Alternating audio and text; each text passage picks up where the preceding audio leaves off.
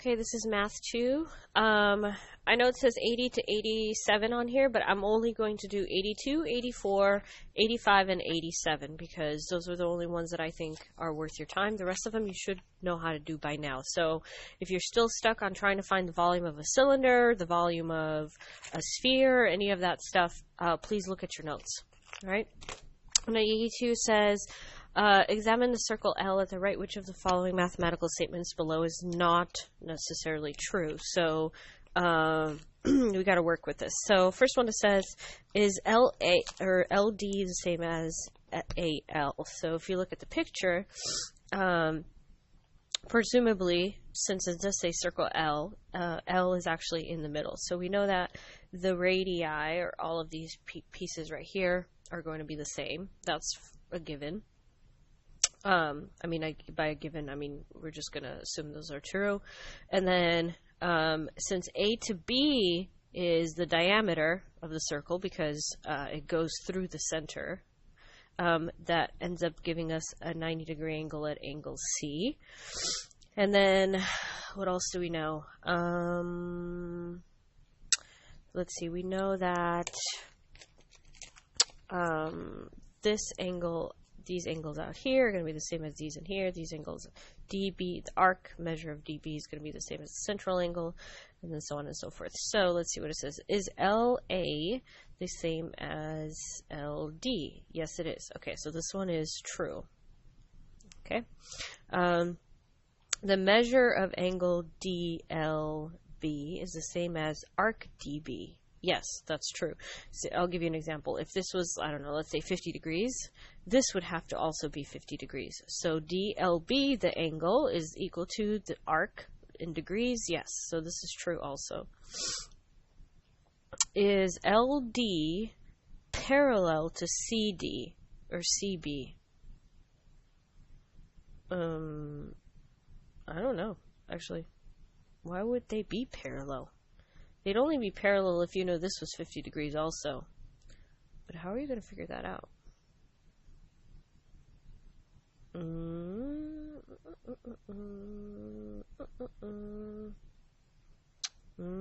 don't think you're going to be able to figure that out. I'm going to put a question mark on C.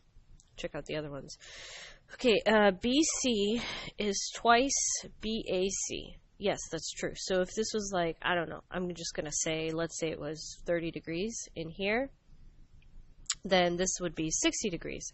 So BAC, 2 times BAC is going to be BC, the arc. So this is definitely true.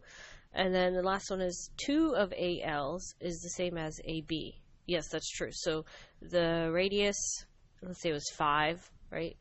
5 times 2 is 10, so that would give you the whole diameter. Okay, so this is true.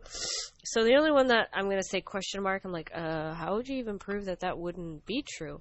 This one would not necessarily be true because I don't know how else to say it, but there's no way that you can tell me that LD is parallel to BC unless you know very specifically that this angle in here is also 50 degrees.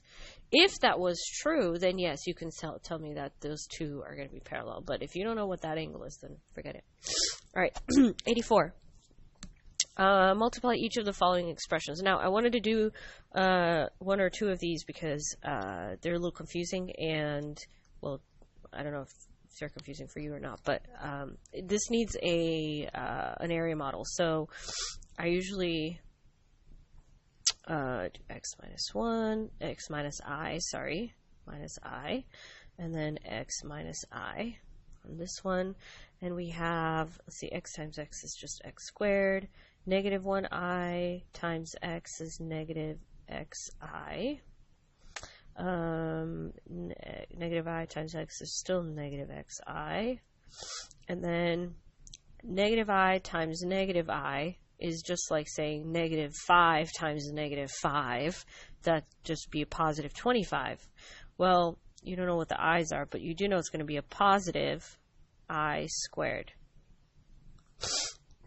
It's negative 1 times negative 1 is going to be a positive 1, and then I times I is just I squared. Now, I'm going to clean this up. So we have I squared, x squared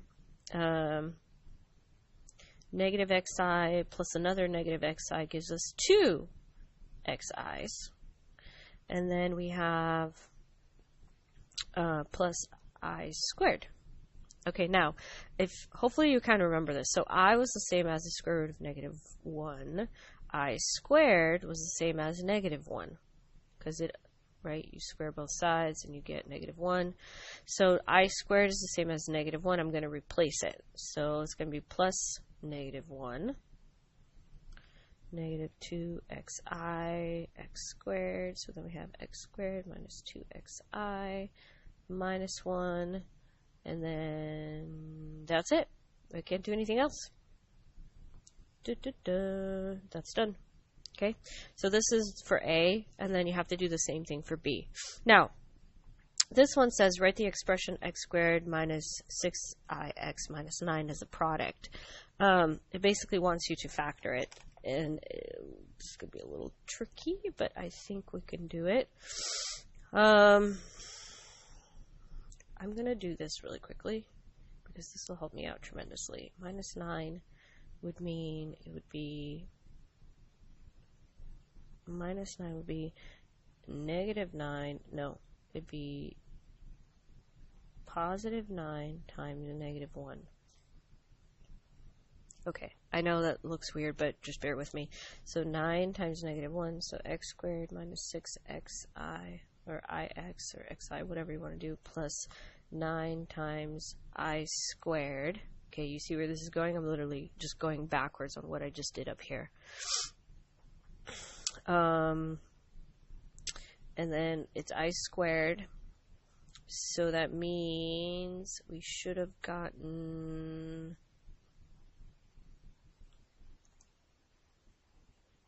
Okay, how do I want to do this? Okay, there's an x squared. There's a 9 I squared. So we have x and x. What is going to give us not positive 9? Oh, and then we get a negative 6 too. So negative 3 and negative 3. Negative 3 plus negative 3 is negative 6.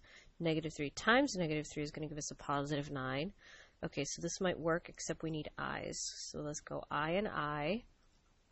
Oh, it probably would have helped to have done B. That would have probably been easier.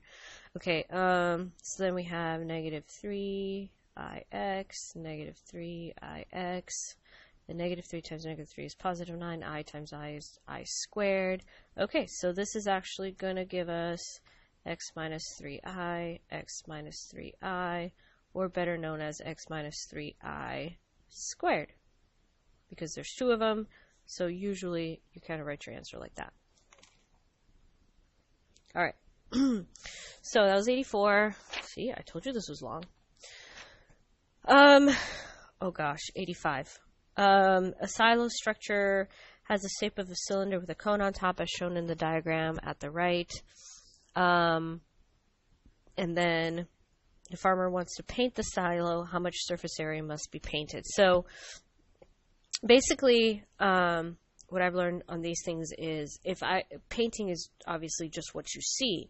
So if you think about it, where I'm about to shade is an area that you can't actually see. You cannot actually see this little top part of the cylinder, and you cannot actually see the bottom of the cone, because when you put them together, you know, you just can't see that part. So you only really just see like the roof of the silo, and then the round part, and then you're not going to paint the bottom, right? I'm assuming you're not going to paint the bottom. Now, that'd be probably a little too much of an assumption, but I'll look up the answer later and see which one it is. But I'm assuming you're not going to paint the floor, right? I mean, it's on the ground, so you're not going to paint this bottom either.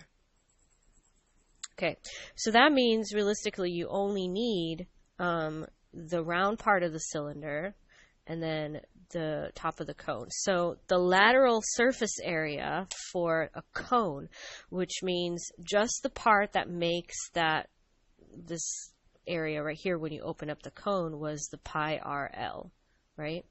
So pi RL which means it's going to be pi. Radius looks like it's 6. And you don't have the lateral surface area because this is 7. So this is 6 and 7. So what's 6 squared plus 7 squared? The square root of 6 squared plus 7 squared. Square root of 36 plus 49 is going to be 9.22. Let's just say 9.22. So this is your L, right? The lateral surface area. So just looking at the roof of the silo, it would be pi times 6 times 9.22. Okay, so that means gives us times 6 times pi, gives us a lateral surface area. The surface area of the cone is going to be just 173.78 or somewhere around that. 173.78. Now, if you take the cylinder and you open it up, you're going to have something that looks like this. Ms. Newman and Ms. Moot to the counseling office, please. Ms. Newman and Ms. Moot to the counseling office. If you take the cylinder, even with the top and the bottom, you're going to have something that looks like, okay, there's those parts, right? You have the rectangular piece plus the bottom plus the top of the cylinder. Well, you don't need the top and the bottom. I'm assuming you're not painting the underside of the silo, and I'm assuming you're not painting this part because the cone sits right on top of it. So this length right here is actually the circumference of your circle. So the circumference of your circle comes from 2 pi r. So the entire length of this is 2 pi r. 2 pi times 6, and that's 37.7, somewhere around there. And the height is 11. Okay, so 37.7 times 11 is going to give us a surface area of 414.7, somewhere around here. Okay, now, so the painting is going to take place just in the areas that I'm going to do in orange. So let's say you're going to do in orange. So I'm not painting the bottom, right? Okay. So I'm just painting the body, and I'm just painting the top of the cone, and that's it. I'm not going to be painting the insides.